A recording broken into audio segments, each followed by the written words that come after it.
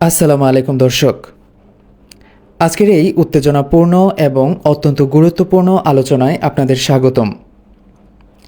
আজ আমরা কথা বলবো ইরানের শীর্ষ নেতৃত্বে হামলা, লারিজানি নিহতের ঘটনা, মুস্তফা খামেনি আহত হওয়ার খবর এবং মধ্যপ্রাচ্যের যুদ্ধ পরিস্থিতি কোন দিকে যাচ্ছে সে বিষয়ে।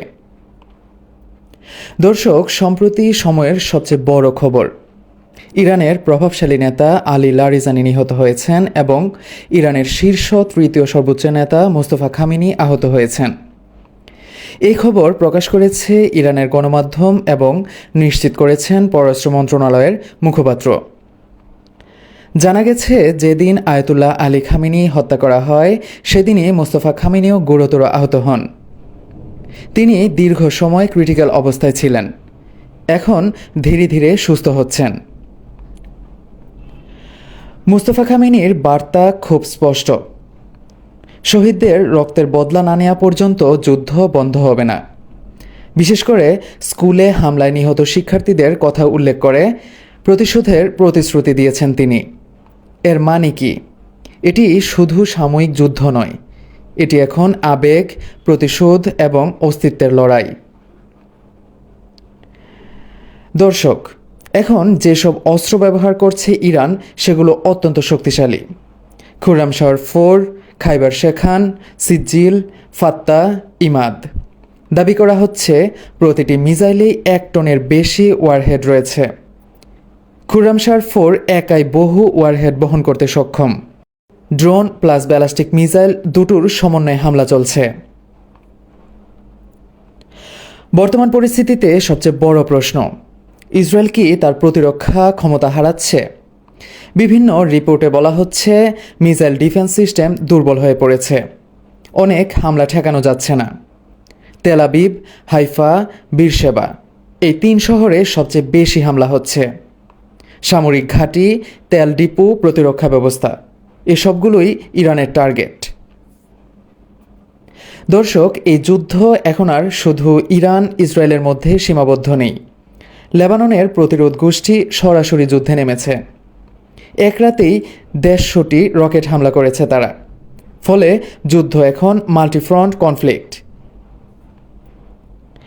ইরান তেলবাহী জাহাজে হামলা চালিয়েছে, অন্তত 2টি মার্কিন জাহাজ ক্ষতিগ্রস্ত। এর প্রভাব কি পড়তে পারে? হরমুজ প্রণালী নিরাপদ নয়, বিশ্ববাজারে তেল গ্যাসের দাম অস্থির, আমেরিকার নিরাপত্তা দেওয়ার সক্ষমতা নিয়েও প্রশ্ন উঠেছে। এদিকে ইরানের দাবি, এই সংঘাতে ইরানের 200 মার্কিন সেনা নিহত হয়েছে, 3000-এরও বেশি আহত হয়েছে এবং 153টি মিসাইল সিস্টেম ধ্বংস হয়েছে। এমনকি 37টি বিমান এবং হেলিকপ্টার ভূপাতিত হয়েছে। এ তথ্যগুলো এখনও স্বাধীনভাবে যাচাই হয়নি, কিন্তু যদি আংশিকও সত্য হয় তাহলে এটি আমেরিকার জন্য একটি বড় ধাক্কা। এই অভিযানে উন্নত মিসাইল ও ড্রোন ব্যবহার করা হয়েছে। লক্ষ্য ছিল তেল আবিব, উত্তর ও মধ্য ইসরায়েল এর সামরিক স্থাপনা। বলা হচ্ছে এটি লারিজানি ও অন্যান্য নিহতদের স্মরণে চালানো হয়েছে। দর্শক, যদি এই যুদ্ধ এভাবে চলতে থাকে তাহলে মধ্যপ্রাচ্যের শক্তির ভারসাম্য বদলে যাবে। ইরান হয়ে উঠতে পারে প্রধান শক্তি, ইসরায়েল ও আমেরিকার প্রভাব কমে যেতে পারে। তখন মঞ্চে আসবে রাশিয়া এবং চীন, যারা এখন নেপথ্যে কাজ করছে। এ যুদ্ধের ভবিষ্যৎ কি? যুদ্ধ কি থামবে নাকি আরও বড় সংঘাতে রূপ নেবে? তেল আবিবে 24 ঘন্টার আল্টিমেটাম, এটা কি বড় আক্রমণের ইঙ্গিত?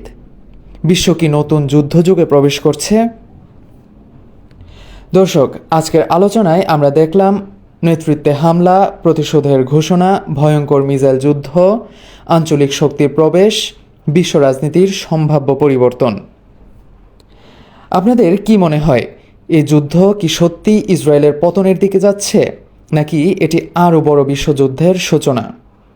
কমেন্টে আপনাদের মতামত অবশ্যই জানাবেন। আজকের মতো এখানেই শেষ করছি। ভালো থাকবেন, সুস্থ থাকবেন। আবার দেখা হবে নতুন কোনো বিশ্লেষণ নিয়ে। আসসালামু আলাইকুম।